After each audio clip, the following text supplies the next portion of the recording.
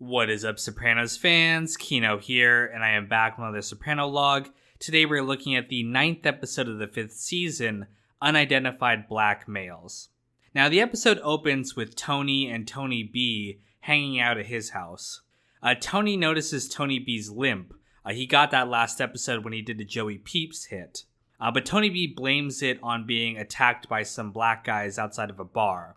Now, this is the first of a recurring pattern in this episode and throughout the series, where the guys blame things on black guys that don't actually exist.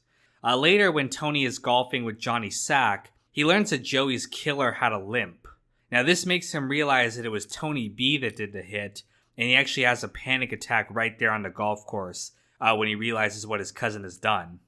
Tony goes to confront Tony B about the hit, and even though Tony B denies it, Tony can tell that he's lying. But instead of punishing him, he ends up rewarding him. He gives him this casino operation that's going to rake in a lot of money for Tony B. Now we can see in his eyes that he knows this is a mistake. He knows it's only going to lead to trouble, but he just can't help himself. He even goes so far as to lie to Johnny Sack at Joey Peeps' funeral when tensions are already at a boiling point. He risks his relationship with Johnny Sack if he ever gets caught in order to defend his cousin from John's wrath. Later, when he's talking to Melfi, he tells her about his cousin and, he starts saying, how proud he is. But as he's talking about Tony B, he starts having another panic attack. Now, she tries to calm him down. She tells him even that he doesn't need to keep talking or telling the story, but actually he keeps going on and on. So we can see that he actually does want to get this off his chest. As much as he complains about therapy and not wanting to open up, he really does want to talk about these things. And he admits that on the night of the hijacking where Tony B got sent to prison, the reason Tony wasn't there was because he had a panic attack after fighting with his mother, and that's why he missed the job. He later lied about it and said he was attacked by black guys, the second instance of that this episode, because he doesn't want to look weak in front of everyone. And the guilt he feels over, missing the job and getting all the success while Tony B went to prison and lost everything, is what's motivating him to, keep Tony B around, promote him, even though he can see that this guy's going to be trouble for him.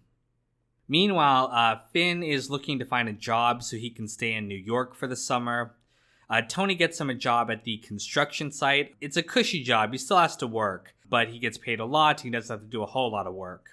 Paulie shows up and he starts ordering him to, clean the dog shit off his tires until he learns that Finn is dating Meadow. And once he learns that fact, he completely changes direction and starts sucking up to him because he's connected to Tony's family. Classic Paulie behavior.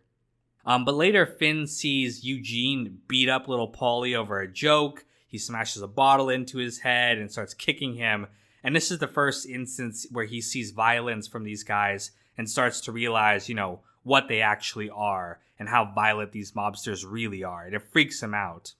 Later, though, Meadow defends her people as she always does to outsiders. I mean, she knows what's up with these guys. But when Finn brings it up, she plays it off and says that, it's not really like that. It's the classic behavior that she learned in her family to not reveal secrets to outsiders. And she says that Jackie Jr. was killed by black drug dealers, which again is the third instance in this episode of blaming crimes of the mafia on black guys, when it's Meadow knows pretty clearly that, her family had something to do with this. Later on, Finn goes to work early, and he sees Vito there blowing a security guard in their car. Later, Vito ambushes him outside the porta potty and tries to intimidate him. He doesn't come out and say anything, but he's just acting threateningly so that Finn is too scared to say anything. He also demands that Finn go see a baseball game with him, and this really freaks Finn out. He can't decide whether, Vito's going to kill him or make a move on him. So he decides he wants to quit the job and even maybe move back to California. He pulls out his suitcase, and when Meadow sees this, she freaks out. She makes it all about herself and about the fact that, this is really about him not wanting to commit. Even though I will admit that it does seem like Finn is looking for an out on this relationship. He was talking about maybe moving back anyway, and it seemed like he might be interested in Felicia at the job. It is crazy how accurate this scene is of them staying up till 4 a.m. to fight. God knows I've been there. And I actually had to pause, this scene just because it was stressing me out, reminding me of situations exactly like this. So just an incredible bit of accuracy. And in the end, Finn proposes to her. They're both exhausted, and Finn decides to, they might as well just move forward and get married. Meanwhile, Carmela talks to Gabby about having sex with Tony. She's actually very happy that they had sex, and she's even open to the idea of them getting back together.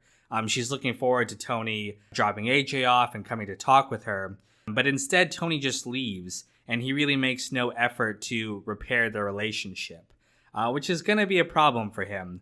Because now that Carmela feels spurned and she feels like Tony doesn't even want to get back together, she decides to move forward with the divorce. Now, her lawyer informs her that Tony met with him and all the top divorce attorneys in the area. This is advice he got from Alan Sapinsley at the end of season 4, and this means that they can't represent her in the divorce. Carmela eventually finds a lawyer who will take her case, but when he learns who her husband actually is, he ends up dropping out and refusing to, incur Tony's wrath. Carmela realizes that, she can't escape Tony. Meadow was talking to her earlier about, trying to start a life on her own without handouts from Tony. But she's not willing to do this. She wants Tony to continue to pay for her. And now that the lawyers won't work for her, she really feels like she has no recourse because she's not going to work. She's not going to provide for herself. And then when Meadow calls her and tells her she's getting married to Finn, Carmela starts crying. She's really upset by this. One, because there's a part of her that's afraid that maybe her daughter will end up in the same place as her. But two, it's also a matter of jealousy where Meadow has options. She can be her own person, independent from a man, and Carmela is just reminded again and again that she can't. She is stuck in this relationship with Tony for better or worse. But that is the episode Unidentified Black Males. Thank you guys so much for watching, and stay tuned for the next Soprano log coming soon. I have found a lawyer who's going to pursue an equitable distribution of our Patreon assets. Hunter, Tommy Smith, Abdallah Alamari, George Jones, Russell, Sean, Graham, Rooftop, Rico Bellic, Heart of Markness, Broccoli, Isaiah, Placenta Juan, Logan, Clean, John Reyna, Lance Klump, Jesse Sterling, and Andrew Stewart.